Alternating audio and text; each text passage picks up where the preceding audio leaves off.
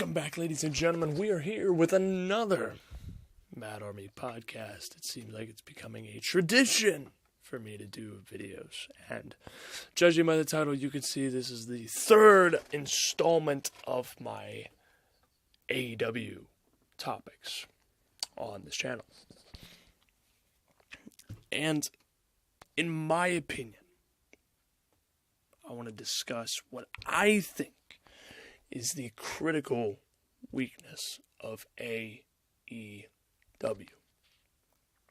Now, I've said it before, or I've at least brought it up in previous videos, but the crippling weakness to me that will do more harm than good over time is storytelling. To me, they don't have it. There's not enough sustenance. There's not enough meat on the bone for me to sink my teeth into, to make me care for the match. For that chicken leg, basically. For example, let's break down Double or Nothing. Their upcoming pay-per-view in May. On May 25th, as they keep advertising on their channel. They have Jericho versus Omega. They now have Young Bucks versus Lucha Bros. And it seems they have Adam Page versus Neville for the AEW World Championship. So I'll talk about all three of those matches. So Omega revealed that he signed with that company at their last press conference, which was at a pool party, that kind of deal. He came out, shocking moment. Whole crowd there went crazy. Didn't really surprise me at all, considering that, those are his buddies. He's not going to leave them. But anyways, he goes out there and starts going on, doing a speech, and then Jericho comes out, and they're like, oh, they're going to reignite the feud. Which immediately I'm sitting there shaking my head. You had so many different options with Jericho and Omega. You could have set Omega up against a younger guy. You could have put Jericho against a younger guy. Instead, you decided to have them fight against each other. Now, I get it. Marketing is everything. And you need a grandstanding match. But here's the issue. Why are they fighting? What's the beef between them?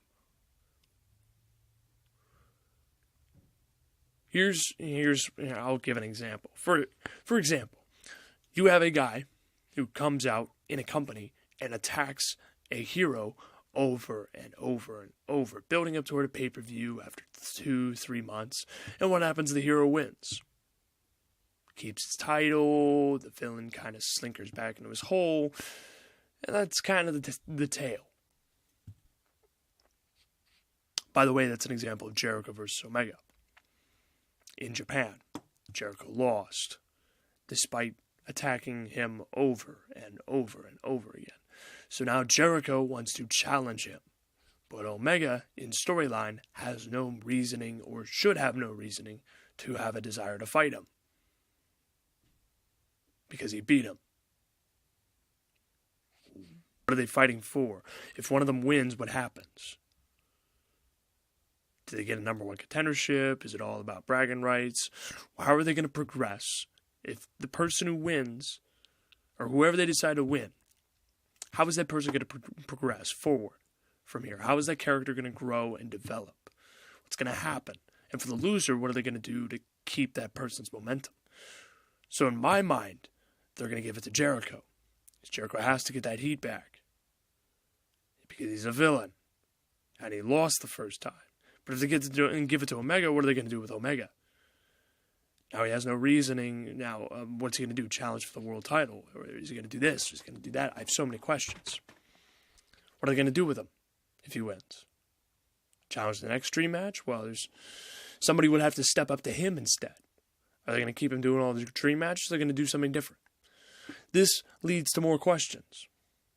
It's a question I have anytime there's a big dream match. What is going to happen to the people within the match? How are their characters going to step up and step back? How are they going to progress or digress? These questions I always have. It doesn't matter who it is in wrestling. And you can say that I'm overthinking it, But it's like you watch a character in a TV show. How is this character going to progress at the end of this season? How are they going to change? How are they going to grow? It's these questions that I think are the most important to ask in wrestling. How are they going to grow from this match? Are they going to improve? Are they going to downgrade? What's going to happen? Now, as far as the Young Bucks versus Lucha Bros, I'm confused on why they're fighting. Are they fighting because one team decided to proclaim they're the best in the world and the other team got offended? Because in my mind, it's all about opinion. If you think you're the best, what's wrong with that? I mean, that seems to be the narrative. I'm fine with that, but if that's the narrative, then, I mean, come on. It's your first pay-per-view. I'd expect you to put more effort into it, or at least try to make it. What I like is the complexity of characters. Makes it feel more alive, makes it feel more real to me when these characters have different motivations. They're not clear-cut, we're good guys, you're bad guys.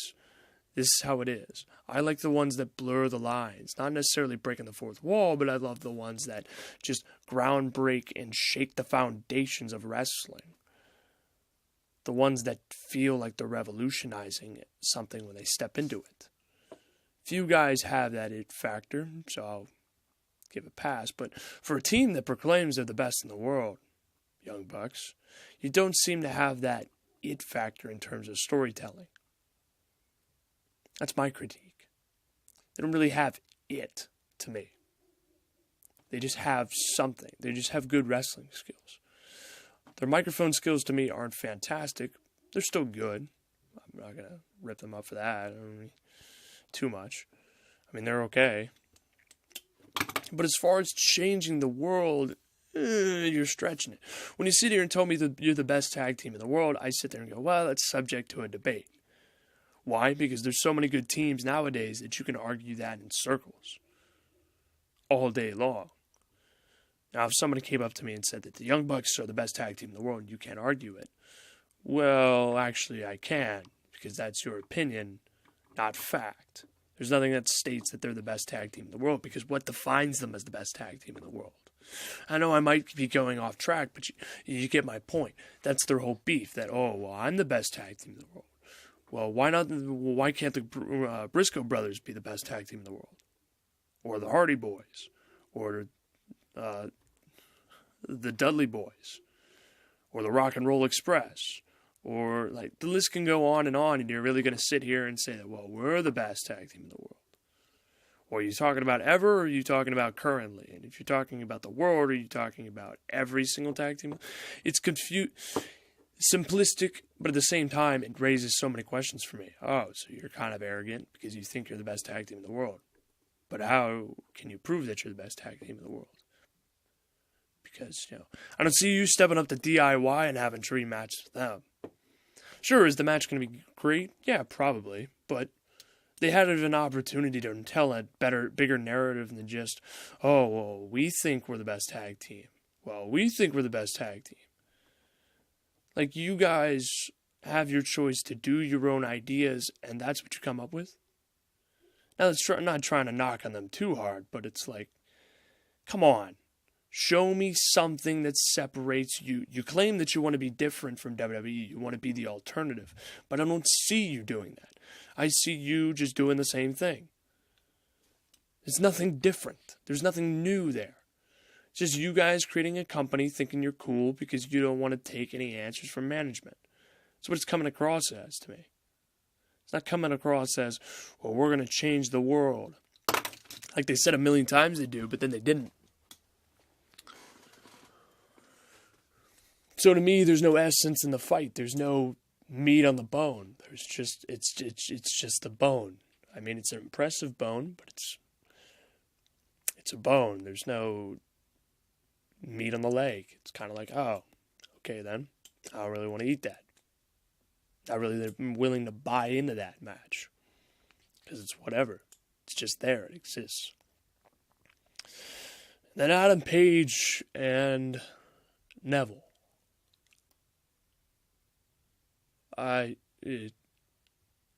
That's a train wreck for me. That's a straight up train wreck.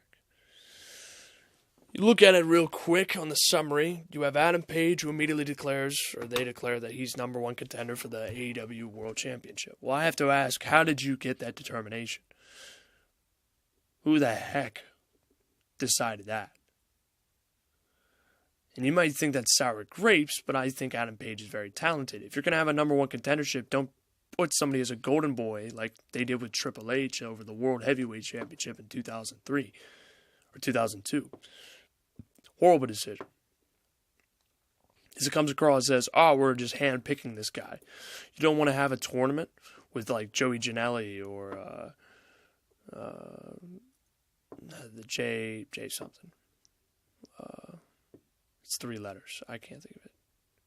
JOP or something like that. Something along those lines. It's an abbreviation.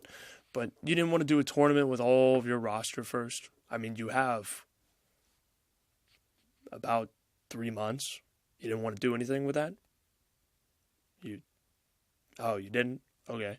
I mean, you have 3 months to work with. Why not do a tournament? Why not hold that off, have him declare that he wants to become number one contender in your first press conference, and then Pac comes out and says, well, guess what? I want to be number one contender too. I want to qualify for that match as well. Great! Now you can start hyping up a tournament where those two are your big stars, your money-making machine. The 2 guys that are guaranteeing themselves to be in the finals. Now you have a build-up. Then you can tell a narrative. You can do vignettes. You can have different wrestlers who are in the tournament tell their version of the story, why they want to become AEW World Champion, why that title is the must-see title in the world of wrestling. But do they do that? No. You had your opportunity. And then when Neville does this vignette where he calls in at that pool party, Adam Page is like, well, it's so nice for him to send in that tape.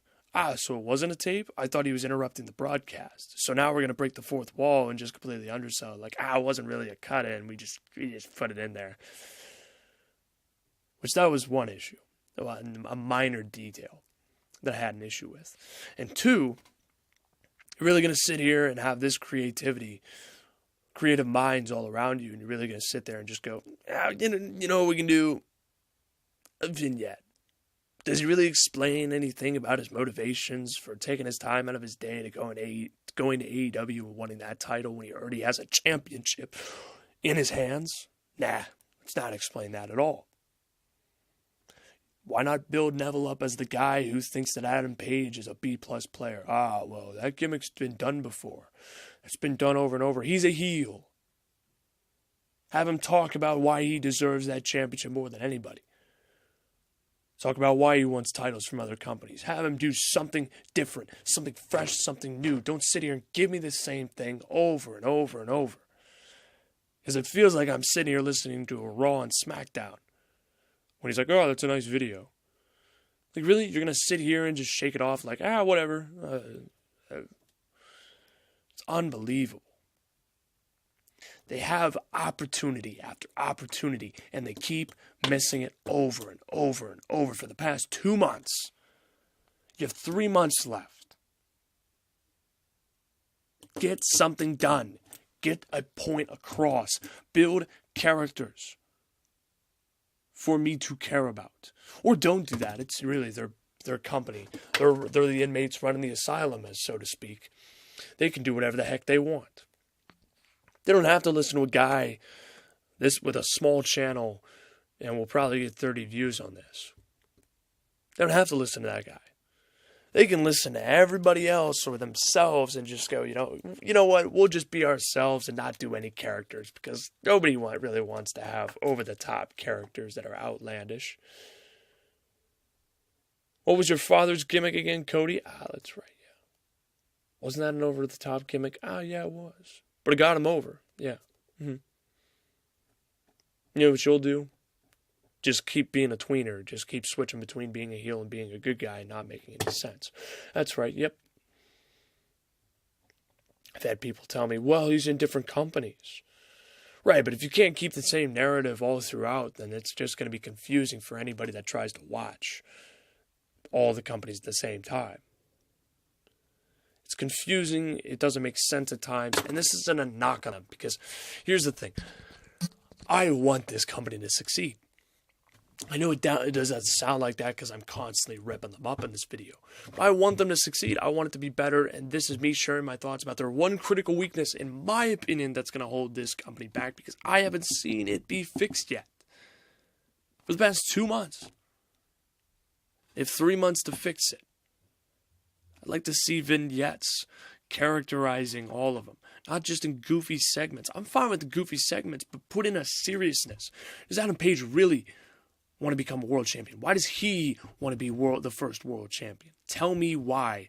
Don't sit here and make jokes about how, Cody wants him to lose weight and Matt and Nick Jackson want him to beef up.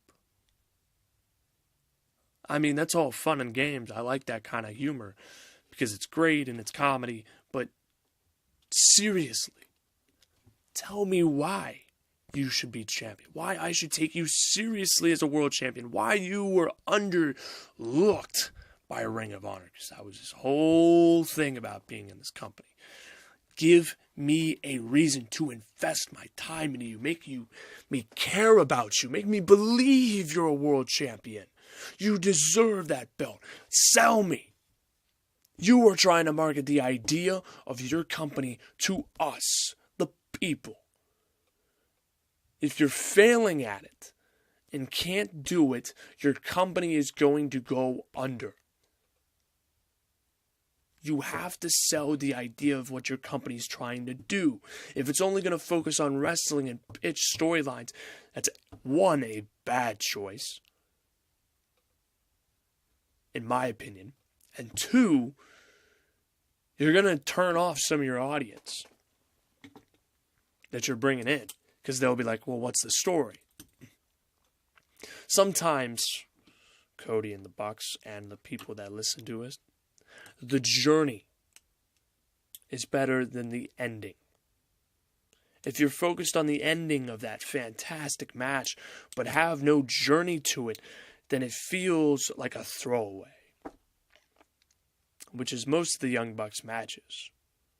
Not a knock on them. I really love watching the wrestling, but I wish there was more of a story than them just showing up and attacking a tag team and saying, we won a match. But then never tell you why. Why do you want the match? Well, because you have titles. Is that the only reason? Or do you have something to prove? Are they veteran? Characterization is important, and I feel like it is lacking in AEW. They have very little of it. Neville can improve. Direct his attacks slightly better in his promos. Give a direction for your narratives. Don't just throw a card together and say, you know what, everyone will buy into it because we have them by their throats. They'll buy into whatever we want because look at the card we have. Don't focus on the stories because we don't have any, but focus on the card because it's going to be great. And you know what, some people just want to see good wrestling. Other people actually want a combination of a great narrative and a storyline, which, by the way, NXT does. Just saying for the people that want WWE to die. To AEW. I'm sorry, I didn't realize that Triple H is actually doing some of the best fantastic work that a company could do with wrestling. I'm sorry. Sorry that he's doing his job in selling the product and making me proud to call myself a wrestling fan. AEW right now is just making me shrug my shoulders and go, show me something. Show me something to care about these matches. Don't just feed me the card. Feed me the idea. The journey. You have 3 months. That's 25% of a year to build. And you are done nothing for 2 months. You have all this time. You do a weekly YouTube channel. Do something. Show me something. To make me want to care. Because I want to care. And if you can't do that, you will lose someone that wants to see you succeed. And I'm just one guy. And maybe I'm vocalizing the minority group opinion. in this subject about AEW, but it is a topic that few are talking about. In my opinion, what I've seen, everyone's either praising it or saying it's going to fail. Well, it will succeed to me if they do this, because I will buy into the product. This is what I think it needs to be better than overall the WWE, because only half of the company does the combination. I want to see the combination, and they're leaving out a vital piece of the formula.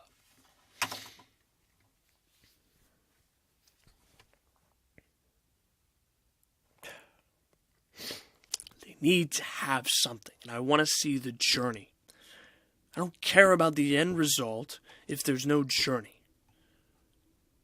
The journey can satisfy and complement the end. I've done stories like this in a video game that have won people over, that have built up suspenseful matches. In a video game, I've told better stories. You gotta put some effort into it. And I believe they can. And I want them to. We'll see how the next 3 months go, leading up to Double or Nothing. But thank you all who tuned in. Leave a like and subscribe to the channel, of course, if you choose. Check out the other Mad Army podcast videos if you wish. And as always, suit up, Mad Army. I'll see you all in the next podcast video.